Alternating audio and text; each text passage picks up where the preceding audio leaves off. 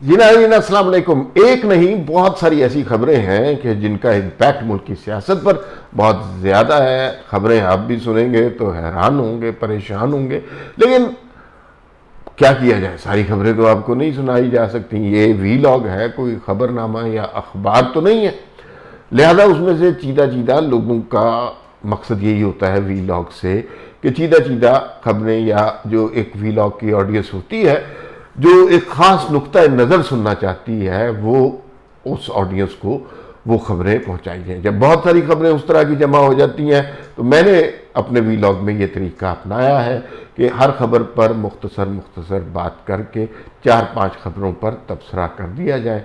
और मैंने देखा है इससे ऑडियंस और सुनने वाले ज़्यादातर मुतमईन रहते हैं, खुश रहते हैं और उन्हें कम वक्त में ज़्यादा इन्फॉर्मेशन हासिल हो जाती है। बहुत सारी खबरें हैं इसमें। कल इमरान खान साहब ने जनाब कुछ दोस्तों से मुलाकात की जेल में, उसमें अली मोहम्मद खान साहब से मुलाकात की, लतीफ़ खोसा से मुलाकात की, आमिर डोगर से मुलाकात की। और वो नवाज शरीफ साहब जो पिछले दिनों वज़ीर आज़म की तरह बिहेव कर रहे थे और वहाँ पर वो मईशत दानों से मुलाकात कर रहे थे, इकॉनमी को ठीक करने का सिलसिला कर रहे थे, और हम कह रहे थे कि मियाँ साहब आपको कैंपेन करनी चाहिए, आप मईशत ठीक करने चल पड़े हैं। तो वही सूरत हाल अब इमरान खान साहब की हो गई है। इमरान खान साहब ने भी इसी तरह की बातें शुरू कर दी हैं जैसे वो वज़ीर आज़म बन गए। अब उनको इस वक्त अपनी रिहाई का बंदोबस्त करना चाहिए, अपने केसेस पर तवज्जो देनी चाहिए, अपने नैब के जो लगाए हुए इल्ज़ामात हैं उनके जवाब तलाश करने चाहिए, लेकिन वो वज़ीर आज़म की तरह बिहेव करना शुरू कर दिया। ये अजीबोगरीब बात है। लेकिन बहरहाल ना नवाज शरीफ साहब कामयाब हुए और मुझे नहीं लगता इमरान खान साहब भी कामयाब होंगे। इमरान खान साहब ने बड़ी अक्लमंदी की बातें करना शुरू कर दी हैं जो कि बहुत ज़रूरी है। उन्होंने खैर मजहब का तड़का तो वो लगाते हैं, लेकिन जो इस दफ़ा लगाया है बहुत अच्छा। उन्होंने कहा हम फतह मक्का के मॉडल को जहन में रखेंगे। पता नहीं कैसे इतनी बड़ी बड़ी बातें कर लेते हैं। और फिर उन्होंने कहा कि नेल्सन मंडेला के ट्रूथ एंड रिकंसिलिएशन मॉडल को जहन में रखेंगे। ऐसी बातें भी पता नहीं कैसे कर लेते हैं, लेकिन बहरहाल वो मॉडल अगर जहन में है तो बहुत अच्छी बात है। इंतकाम की सियासत इमरान खान के जहन से निकल गई है तो बहुत अच्छी बात है। ये अच्छी बातें हैं कि इमरान खान वो मुंतकिमुल मिजाज इमरान खान नहीं रहे तो बहुत अच्छी बात है। फिर अली मोहम्मद खान ने उन्हें बताया मर्दान की नशिस्त का, तो वो उससे बहुत खुश हुए, उस पर तबस्सुम फरमाया। फिर इस तरह की बातें जो होती हैं ना, फिर उन्होंने कहा कि मैं आऊँगा बाहर तो मर्दान मैं मियाँ वाली की सीट से इलेक्शन लड़ूंगा। और उन्होंने वोटर्स का शुक्रिया अदा किया और तहरीक इंसाफ की फतह को बड़ी फतह बताया कि जबकि बल्ले का निशान भी हमारे पास नहीं था, ये सारा कुछ। तो ये इमरान खान, और फिर असम्बलियों में बैठने को भी कहा। तो ये इमरान खान एक डिफरेंट इमरान खान लग रहे हैं। असम्बलियों में बैठना इमरान खान साहब को कभी भी कबूल नहीं था। वो हर वक्त असम्बलियों में तोड़ फोड़ ये सब कुछ करना चाहते थे। अपने 2 असम्बलियाँ तोड़ दी, कौमी असम्बली में इस्तीफ़े दे दिए। ये अजीबो गरीब हमाकतें उन्होंने की हैं, लेकिन अब वो चीज़ लगता है कि चीज़ें ठीक करना चाह रहे हैं, जो कि बड़ी अच्छी बात ज़रूर करनी चाहिए। और ये जो मॉडल वो फॉलो करना चाह रहे हैं, मेरे नहीं ख्याल कि किसी इंसान की बिसात है कि उस तरह का मॉडल फॉलो कर सके, लेकिन अगर उन्होंने नारा लगाया है तो बहुत अच्छी बात है, अप्रिशिएट करना चाहिए। ट्रूथ एंड रिकंसिलिएशन बहुत से लोगों का मुतालबा है, ज़रूर होना चाहिए। अच्छा जनाब, दूसरी बात यह है कि नून लीग की तरफ से ख्वाजा साद रफ़ीक कंसल्टेशन विद नवाज शरीफ, उन्होंने कोई एक बड़ी अचंभे की बात कर दी है। आपको यकीन ही नहीं आएगा किस तरह की बात कर दें। शहबाज शरीफ साहब ने शेरवानी सिलवा दी थी। एक सुना लोग कहते थे कि सारी डील शहबाज शरीफ साहब ने की कि वड्डे मियाँ साहब को मैं मना लूँगा, वो जनाब बस कैंपेन करेंगे, फिर मुल्क से बाहर चले जाएंगे, मैं शेरवानी पहनूंगा, जनाब जो हुक्म करेंगे मैं यस सर करके ऑर्डर करूँगा, हुक्म हाजिर जनाब कहूँगा। वो सारी गेम ही बदल गई है। मियाँ साहब ने जाने का ऐलान किया, इधर मातम पड़ गए। तो चाचू की तो कोई वैल्यू रही नहीं। चाचू की शेरवानी हैंगर पे टंगी की टंगी रह गई है। और मियाँ साहब ने अब अचानक कह दिया थ्रू साद रफ़ीक कि साद रफ़ीक उनके बड़े करीबी साथी हैं कि भाई हम तो वफाक में हुकूमत लेने में इंटरेस्टेड नहीं है और उन्होंने साद रफीक, जाहिर है अपने तौर पर इतना बड़ा बयान नहीं दे सकते, उन्होंने कहा जी कि ये हुकूमतें बनाना हमारा मसला नहीं है, हुकूमतें बनाना सबका मसला है, सारे कंट्रीब्यूट करें। तो उन्होंने दावत दी एक तरह से कि मैं पीपल्स पार्टी और पीटीआई को दावत देता हूं कि वो पहल करें और हुकूमत बनाए।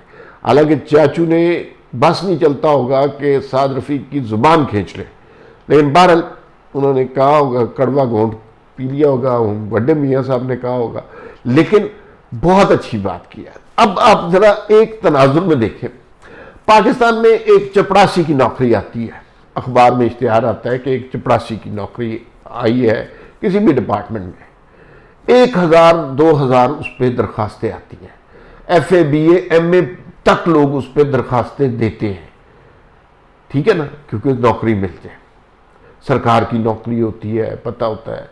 ये वजीर आजम पाकिस्तान की नौकरी मिलने लगी है और कोई शख्स लेने को तैयार नहीं है।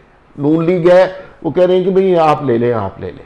पीपल्स पार्टी है, वो कोई क्लियर नहीं है कि किसने लेनी है। PTI है, वो कह रही है हम नहीं लेने चाह रहे। MKM है, वो ले नहीं सकती, बलूचिस्तान के बंदे ले नहीं सकता। तो ये वजीर आजम की पोजीशन की ये वैल्यू हो गई है, इसलिए कि जो भी बनेगा वजीर आजम वो खाएगा जूते, इसलिए कि देने के लिए तो कुछ है नहीं। तो अगर किसी ने झंडे वाली गाड़ियां, शेरवानियां, वजीर आजम हाउस के खाने, फॉरेन ट्रिप्स ये एंजॉय करने हैं तो ठीक है, लेकिन मामलात सिर्फ ये 2 महीने 4 महीने चलेंगे, फिर उसके बाद खाने आपने जूते। तो छोटी गेम खेलनी है तो छोटी गेम खेल ले, लंबी गेम का किसी के पास टाइम नहीं है। ये तीनों जमातों को पता है, कोई ये नौकरी करना नहीं चाह रहा। ये है वजीर आजम पाकिस्तान की निश्चित की हकीकत। अब एक और अहम मसले की तरफ आ जाते हैं। कल हमारी एक एंकर है गरीदा फारूकी साहिबा, उनका एक प्रोग्राम होना था और प्रोग्राम से पहले उन्होंने एक ट्वीट किया। ट्वीट के में मौलाना फजलुर रहमान के हवाले से कुछ बात की कि वो चाह रहे हैं, कुछ इस तरह की बात की कि वो उन्होंने कहा कि फैज़ हमीद का तज़किरा उन्होंने गलती से कर दिया। असल में जिन साहब का वो जिक्र कर रहे थे वो मौजूदा DGISI यानी नदीम अंजुम थे, और वो तारीख़ी तनाजुर में देखा जाए तो वो बात तो दुरुस्त थी। मौलाना जिस हवाले से, जिस मीटिंग के हवाले से बात करने की कोशिश कर रहे थे, क्योंकि जिस तनाजुर में बात कर रहे थे उस तारीख़ी तनाजुर में तो नदीम अंजुम ही DGISI थे, क्योंकि उस वक्त फैज़ हमीद तो कोर कमांडर पेशावर टाइप के थे। लेकिन हमारे यहाँ ये रवायत है कि हम हाजिर सर्विस ऐसे आला अफसरान के बारे में बात नहीं कर सकते, बाद में भी नहीं कर सकते, तो हाजिर सर्विस अरकान के बारे में, तो अफसरान के बारे में तो बात नहीं हो सकती। तो सुना है कि वो प्रोग्राम भी सेंसर हुआ, वो ट्वीट भी रिमूव करवा दिया, और मौलाना ने कहीं बाज़ जगह गलत बयानी से भी काम लिया। और वैसे एक बात है कि जो कहानी निकली है ना इससे, कि ये जनरल बाजवा और जनरल नदीम अंजुम से मुलाकातें रहीं इन सब की, और फिर इनके कहने पे जनरल बाजवा ने कहा कि आप तहरीक अदम एतमाद ले आएँ, या फिर कहा कि आप ना लाएँ, हम इमरान खान इस्तीफ़े दे देते हैं।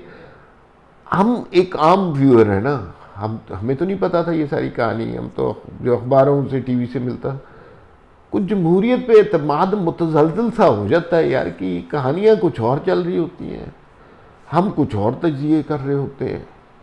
हमें तो वोट की इज्जत का बताया था, लेकिन मुलाकातें तो जनरल बाजवा करवा रहे थे। खैर चले।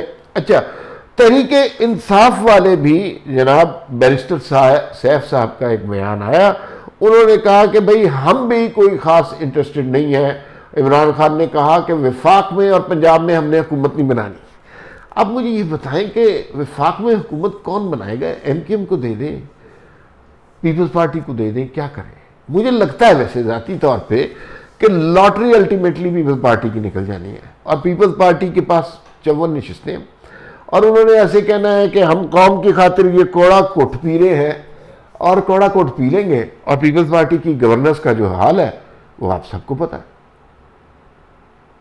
तो और इस्टेब्लिशमेंट क्या इस वक्त अफोर्ड कर सकती है? इल्ज़ाम तो उस पर आ रहा है कि इलेक्शन तो उन्होंने कराया है, धांधली उन्होंने की है, तो कहाँ जाएंगे मामला? मियाँ साहब, बड़े मियाँ साहब, जो माशियात दानों से मिल रहे थे, वो साइड पे होकर बैठ गए हैं जी कि मैं तो साइड थे, हम पंजाब तुम संभालो तो फेडरल तुम संभालो। तो ये कड़वा सा मच गया है, कुछ क्लियर नहीं है। और हर आदमी देखिए इलेक्शन में नताइज में बड़ा अजीब सा हुआ है, हर आदमी फतह का जश्न मना रहा है और हर पार्टी शिकस्त का मातम कर रही है। कभी आपने इंतखाबात में ये कैफियत देखी है? मतलब ये हो सकता है कि हर पार्टी शिकस्त का कुछ पार्टियां शिकस्त का मातम कर रही हो, कुछ फतह का जश्न मना रही हो, लेकिन ये बात है कि सारी पार्टियां ही फतह का जश्न मना रही हो, सारी शिकस्त का मातम कर रही हो, ये कभी नहीं हुआ।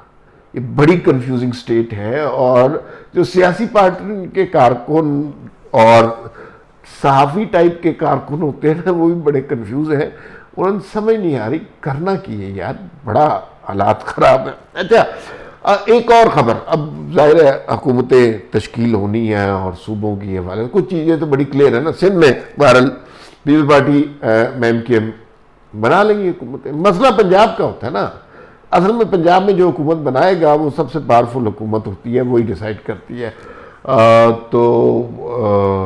वो जनाब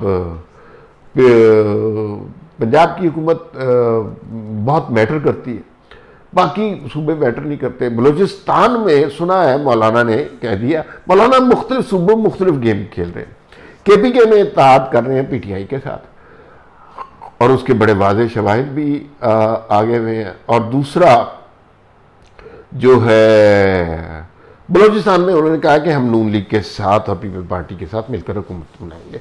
पीपल्स पार्टी की वहाँ पे 11 टोटल 51 नशिस्तें हैं, पीपल्स पार्टी 11 नशिस्तें हैं, मौलाना की 11 नशिस्तें हैं, मुस्लिम लीग नून की 10 नशिस्तें हैं, और बाकी जो हैं 6 शायद आज़ाद हैं, यानी PTI की। तो ये तीनों मिल जाएंगे और हुकूमत बना लेंगे। तो मौलाना को वहाँ पे सुना है कि चीफ मिनिस्ट्री चाहिए, और बलूचिस्तान के सूबे, बलूचिस्तान के बड़े रिसोर्सेज हैं, वो चाहिए, और फिर मौलाना का तहरीक इंसाफ के खिलाफ इनकलाब दुरुस्त हो जाएगा। तो फिर वही डीजल और फिर वही यहूदी एजेंट वाली गेम शुरू हो जाएगी। लेकिन कुछ सियासत ठीक नहीं है, ये कोई नजरियाती सियासत तो ना हुई, लेकिन बहरहाल ऐसे ही है इस मुल्क में, अब क्या किया जाए। लेकिन सुना है कि वहाँ पर बलूचिस्तान में इत्तेहाद के लिए मौलाना तैयार है, और वहाँ पर अब मज़ीद बातचीत होगी, वहाँ पे हो जाएगा, कोई इतना बड़ा मसला नहीं है। बलूचिस्तान क्लियर है, सिंध क्लियर है, KPK में जाहिर है PTI की हुकूमत बनेगी। मसला पंजाब का, पंजाब में ही वैसे मोस्टली क्लियर है कि PMLN की हुकूमत बनेगी, क्योंकि 200 से ज़्यादा अरकान इनके हो चुके हुए हैं, और मरीम नवाज की क़यादत पे किसी को कोई एतराज़ नहीं है, अभी तक नहीं आया। तो फिर फेडरली बचता है कि किंग पिन कौन होगा, उसका नाम लेने के लिए सारे उससे जान बचा रहे हैं कि यार कहीं ये मुद्दा हम पे ना आए। और ये वज़ीर आज़म पाकिस्तान के ज़माने में कितनी वेल रिस्पेक्टेड सीट होती थी, लोग लड़ते थे, एक एक नशिस्त से वज़ीर आज़म बने हुए हैं यहाँ पे, और अब इस पोजीशन का ये हाल है कि वो लेने ही नहीं चाह रहा। खैर फिलवक्त इतना ही, फिर मुलाकात होगी। अल्लाह हाफ़िज़।